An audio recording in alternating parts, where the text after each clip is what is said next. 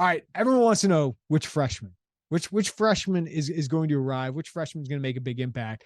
And I think we're at the point of this program, and some of it's a credit to Lovie Smith and his, recruiting classes of 2019 and 2018, and the COVID rule, more importantly, that Illinois isn't going to have to rely on freshmen here. But I think Illinois is going to be able to redshirt a lot of this class, yet there are still guys who are going to make an impact. And one of the fun parts about training camp, being able to cover it and see it, is that you get freshmen that emerge kind of out of nowhere. Mike Dudek being a big one of those. Alex Palczewski starting as a true freshman was a pretty big shock when he came in here. But there's always a guy who emerges or two that emerge, and you're like, oh, that's kind of a surprise. And while we haven't been able to see camp, when we did see a full practice, one of the biggest things we saw was Matthew Bailey repping with the first string. Now, part of that was because Sidney Brown was sitting out with a precautionary thing, but Matthew Bailey with the first string was a shocker, because Matthew Bailey, before he committed to Illinois, was a 2-star prospect with only FCS offers. Now he's repping with the second string. This is the fun part, right? This is where recruiting is fun, right? And he goes from a poor workout in June of 2021 to potentially one injury away from starting for Illinois as a true freshman. And people around the program are calling him Sid 2.0. And that's a reference to Sidney Brown, who's taken Matthew Bailey under his wing, but they rave about Matthew Bailey's intelligence. He's a hard hitter. He's competitive in off-season workouts and in practice. And he doesn't lack for confidence, which is pretty amazing given that he struggled in his workout when he originally worked out, but Illinois hung in there. Pat Embleton and Pat Ryan, director of high school relations, and Ryan Walters really evaluated him going into his fall year, evaluated him throughout the year. Ryan Walters went and saw him for a workout and said, what are we doing? We need to offer this kid. And credit to Illinois, they did. They signed him, one of the last signees of this class. And he's 6'2". He's longer than Brown, but kind of looks like him in the way that he plays. And he's going to be in the 2 deep ahead of Prince Green, who had some buzz going into the spring. So Matthew Bailey, one of the fun parts of recruiting, where it's like, oh, those guys who go under the radar doesn't mean they're not good. And Matthew Bailey certainly looks like he's going to be, at least for the long term, better than what the recruiting rankings said, and maybe in the short term makes an impact. This one's unsurprising, but another freshman to watch is Gabe Atkins. He was committed to Tulane, and he wasn't a very highly ranked prospect, but it's because he emerged late in the process. And to me, when Illinois got him, and they got him over Tennessee, they got him over some others, he to me looked as good of a prospect as Jared Beatty. And I'm really high on Jared Beatty for the long term as well. He's just dealt with injuries. But this is a guy that I think top 700 prospects in the country should be 4 stars. And Gabe Atkins to me is a 4-star caliber prospect. I mean, just look at him. He came in for his visit, and Joey Wagner asked me, is that a transfer? I said, no, that's Gabe Atkins. He's 6'3", 260 pounds. He can do a backflip, so he's got athleticism. He's a 2-time state wrestling champ, so he's got that kind of thing going for him. And he's a football player, especially with offensive linemen, defensive linemen. You love guys that know how to use their hands like that. But more importantly, I think with wrestling is the competitiveness that you have to be good at that sport, the nastiness, the toughness you have to have to be great at that sport. This is a 2-time state champion at a high division in Florida.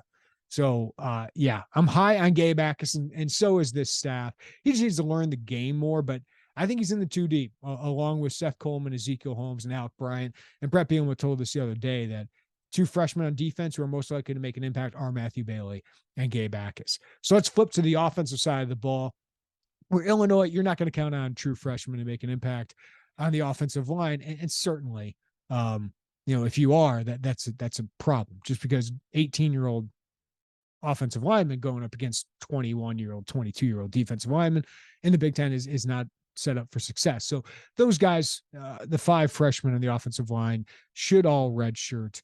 Maybe one, Hunter Whitenack or Joey Okel, maybe eventually could get into the 2 deep, but I don't see any of those guys playing significant snaps this season. But you do need some playmakers. And the only thing holding back, I think, Sean Miller from potentially being in the wide receiver rotation has been a collarbone injury that he had in the spring that slowed him down. But I think we always had Sean Miller pegged as somebody who can make an immediate impact. He's a highly ranked prospect, chose Illinois over many Power Five offers. Michigan State was in the mix, West Virginia, Arizona, some good Power Five programs. And he went to IMG Academy and he early enrolled. Those all suggested he can make an early impact. Plus, he's very talented and he's built. He's 6'1", 6'2", 6'1", probably 190 pounds. So he's not as skinny as some of the freshmen, Ashton Hollins, Ian Pugh are, and not as small as maybe a guy like Hank Beatty, though all those guys have shown encouraging things. And I think if there's an injury at slot, I think Hank Beatty could be in the mix for some significant reps as well. But Sean Miller had the collarbone slow him down, but he's gotten back into practice. He's now full go. And I think, he was mentioned in the spring along with Pat Bryant as someone that was really impressing the staff. And now with Hightower emerging, maybe there's not as big of a need. Jonah Morris has come in, the 7th-year guy who's at Northern Colorado last year, before that at Akron and Indiana. So that may mitigate the need for Sean Miller right away. And maybe Miller needs more practice. Maybe he's more of a guy who's mid-year who can make an impact because the injury slowed him down a little bit. But I do think at some point Sean Miller is talented enough, good enough, and there's a need for Illinois to have wide receivers that Sean Miller can make an impact. I mentioned Aiden Lawfrey earlier. Obviously, Chase Brown and Josh McCray are the top 2 running backs. I do think Reggie Love can be in that mix. I should mention Chase Hayden as a guy who's got experience. But Aiden Lawfrey's just different than all those guys because he's got that greasy, lightning fast speed at 5'11", 200 pounds. I think he's got that Jakari Norwood role potentially where he can kind of be that speed threat. Maybe a guy who can be in a gadget role. He could impact a return game at some point this season, though I think that's Isaiah Williams this year. Maybe down the line, it's more Aiden Lawfrey on kick returns and all that. The one thing that has held Aiden Lawfrey back has been soft tissue injuries. He had an injury as a junior in the COVID-shortened year. He had an injury last year as a senior, and he has an injury right now that kept him out. Brett Bielema didn't seem too concerned about, but it was a soft tissue. But it's just something that he's dealt with. So that's my only concern with him. Otherwise, he's got the speed. He's got the size. The coaching staff raves about his work ethic as well. Kid out of Gibson City. I think he could get some significant reps just 45 minutes south of his hometown in Gibson City there. Another guy who maybe is surprising because I thought he might take time to develop. I thought, a guy like Owen Anderson who came in and early enrolled, maybe could potentially make an impact earlier. But Henry Boyer has been one of the talks of the staff among the freshmen. He's another fun one because I think Illinois really benefited from the COVID rule in recruiting, because I think if he would have gone to camps, if he would have been able to go to camps, the spring between his junior and senior seasons, I think he could have blown up. Like Nebraska was really interested in him. Minnesota, like some of these other programs wanted to see him in camp. And I think some of them would have offered him, and I'm sorry, Boyer family, but some of them would have offered him as a left tackle prospect. He's kind of got that David Edwards thing where he's maybe played tight end or Edwards played quarterback in high school, I believe, but they played different roles, but they could bulk up. Christian DeLauro was one of those guys that Tim Beckman's staff offered. Even though he played tight end, they offered him as an offensive line prospect because of his size, his ability to add weight, plus his athleticism.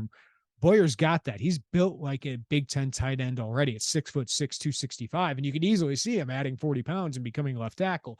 That's all a positive, right? That's not a negative. They can't play tight end, because I do think he's a better athlete than advertised. And Brett Bielema continues to say he's going to play tight end. And I think he's one injury away from potentially playing some significant snaps. He's got competitiveness. Brett Bielema has glowingly talked about, him and Gabe Atkins, which you're picking a fight with Gabe Atkins. That shows you some toughness and competitiveness, but they got into a skirmish because they were battling for reps. They wanted to rep in off-season workouts and they were trying to steal each other's reps. That's the kind of culture you want, right? So we'll see on his hands. I think he's got to prove himself there, but he's built enough to play. So Henry Boyer might not be that far away.